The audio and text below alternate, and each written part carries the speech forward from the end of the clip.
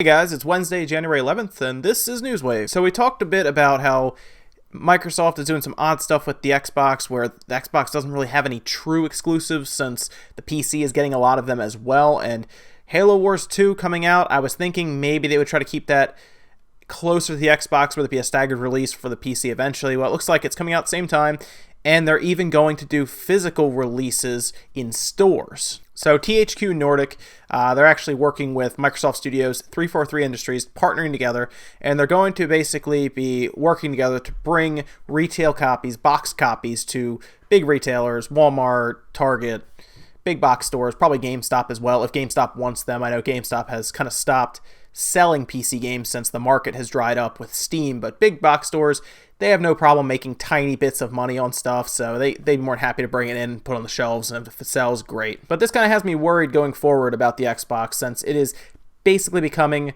a smaller PC, form factor-wise. I guess just an easier PC to set up. I mean, it's basically running Windows at this point as well, like a slimmed-down version of Windows for the Xbox. And it's hard to, I mean, there's no exclusives technically for it anymore because the PC gets all of them. I mean, there's a few, like Halo 5 still is not on the computer, but you can do map edits and everything with the Forge mode. But it's getting to that point where what's the point in buying an Xbox when you can buy a PC at that point because you get all the same games. The PS4 has done a good job of keeping exclusives on their system and not going to the PC. Same with, obviously, Nintendo, where they keep all of their exclusives on their systems. But Microsoft, I guess because they have Windows here, they make money on that. They have their Xbox here, they make money on that.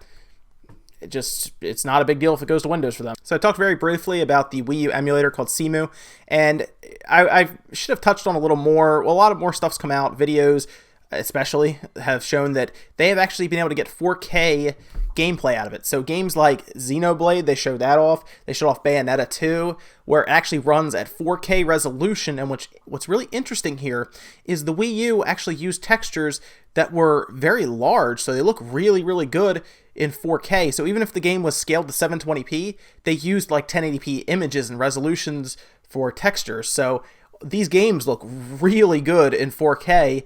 And if you have so you have to have a really powerful computer to do this. Like we're talking like top of the line quad core, probably top of the line video card, because it's still not the emulator CEMU is still not completely optimized to where it can run on mid-range hardware. Well, anyway, and of course still has a lot of graphical issues, but it runs. The stuff looks great when you're playing it in 4K, as long as whatever part you're on is not glitching.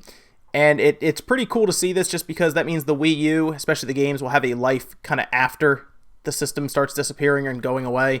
So it really helped. Dolphin really helped keep the GameCube and the Wii going. A lot of people love playing these Wii games with texture packages and everything at 1080p. So I look forward to the Wii U kind of living on as an emulator, essentially, where we can play these games at super high resolutions when those video cards start really becoming mainstream. So if you've been looking to get into like the virtual reality game, just to either try it out, or you're really interested in it, but you don't want to spend $1,000 for a computer and then $500 to $600 for the unit, CyberPower PC, which is a company that builds PCs for people who don't want to spend the time to do it or care to learn how to do it. That's fine. There's a market for that. Has basically come out with a system that is, in their words, VR ready and would power the Oculus with most games. Now, this is also an entry-level computer, so it's not like super top of the line, but it will play most of the Oculus games. Probably turn down settings a little bit, but most of them will probably play at medium settings, maybe medium-high, depending on the game, with the Oculus Rift, and that's what it's mostly designed for. So without the Oculus Rift, the system is $650, but if you buy it with the Oculus Rift, there's a whole bundle. Oculus Rift, of course, usually is right around $600. The system would then become $500 because the full unit together is $1,100. Now, specs of the unit is quad-core AMD FX 4350 CPU, a Radeon RX 470, 4 gigs of RAM on that for the video card. The computer packs 8 gigs of DDR3 RAM, a terabyte drive, couple USB 3 ports, several USB 2 ports, so on. Now the main guts of this unit being the quad-core 4350 from AMD, and then of course the ATI Radeon RX 470 is capable of VR, not high-end VR, I'd say medium tier, but if you're on a budget and you don't really feel like building a computer or playing around with it or learning how, you could, even the system at $650 is not bad, but the fact that it could be paired with an Oculus and you can get the entire thing for $1,100, that's actually pretty good. The HTC Vive on its own is about $800, so $1,100, Oculus Rift, full computer, It's not bad. And we got a new Sea of Thieves trailer. It looks really good. Now, I'm really excited for this game, but what's great is it shows kind of more of the co-op mechanics. Now, this game, of course, is about where you're a pirate. You have friends that you can go on basically quests essentially for. You can search for treasure, which they show in this trailer. And it looks really, really cool because you are going out searching for treasure. You get in your ship, you kind of sail looking for treasure with the treasure map. And when you find it, you can actually backstab each other for it, which is pretty funny. But I'm looking forward to it. Check out this whole trailer because it's really cool. They talk to like developers and everything. It looks really neat. And hopefully it comes out, like I said, this year. I'm hopefully this fall we can have it and start playing it then. And over the past couple days, they've been doing Awesome Games Done Quick, which is a really cool event for charity. They bring a lot of people together, speedrunners mostly, and they get together and they essentially do what the title says.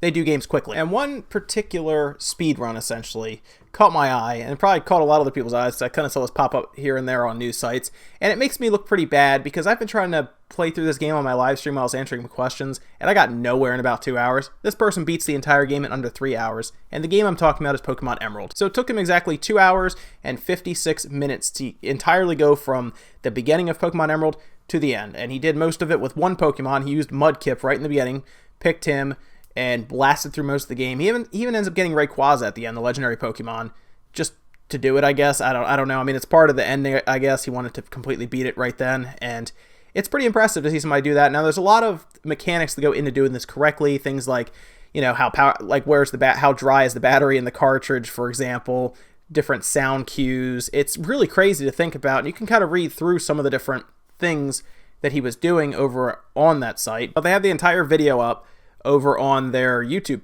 channel. I would go check it out. I'll leave the link for this entire thing in the description below. I check it out. It's a lot of fun. It's about 3 hours, but you can kind of skip around if you need to, but it's pretty awesome to see somebody just roll right through a full Pokemon game that takes us forever to play through, or just to play in general, and he can beat it in less than 3 hours, which is pretty funny to think about. And hackers got to another large organization. They ended up hacking the ESEA, which is the Esports Entertainment Association. What they did was they hacked in. They took 1.5 million accounts basically maintained by the Esports Corporation, the organization, and they took all of those accounts, which had, of course, your information like, name, probably birth dates, all that good stuff, and they basically ransomed it. So they demanded $100,000 or they would publish everyone's information online, which probably also, like I said, had addresses and all kinds of stuff in there that's kind of sensitive. I mean, I doubt there's anything like social security numbers or anything, but I'm sure there's phone numbers and all kinds of stuff. And the ESEA refused, so what do the hackers do? They actually do publish everything online for you to see. And now the FBI has been contacted, they're investigating, and the ESEA is attempting to strengthen their security measures. They're still trying to figure out how all this happened, and I guess it's tough because these hackers can kind of do things like exploit even a small game server to get access to your main files. So it's hard to say at this point, but they're investigating. They're looking to bring in more security measures, I guess firewall, all kinds of stuff, I'm sure, to do that. But places seem to get hacked all the time. That's why it's really scary to keep your information online. I mean, we saw it happen with like Home Depot and Target, all kinds of places, and it seems easier than it should be for a lot of these places to get hacked, especially when they have sensitive information. Now, as far as I can tell, there weren't really any credit cards on file because they say it's really things like smaller information, secret questions you would use, passwords, of course, stuff like that. I don't think anyone's financial stuff is in jeopardy there, like with what happened with Home Depot and Target where credit cards were taken. It's still scary to think about, though. And further hacks are happening to the NES Classic, but in this case, it's the Famicom Classic, the one that was released in Japan. And what hackers decided to do, or I guess I should say modders in this case, definitely not hackers like before, modders basically decided, hey, it's small, but what if it was small and it was portable?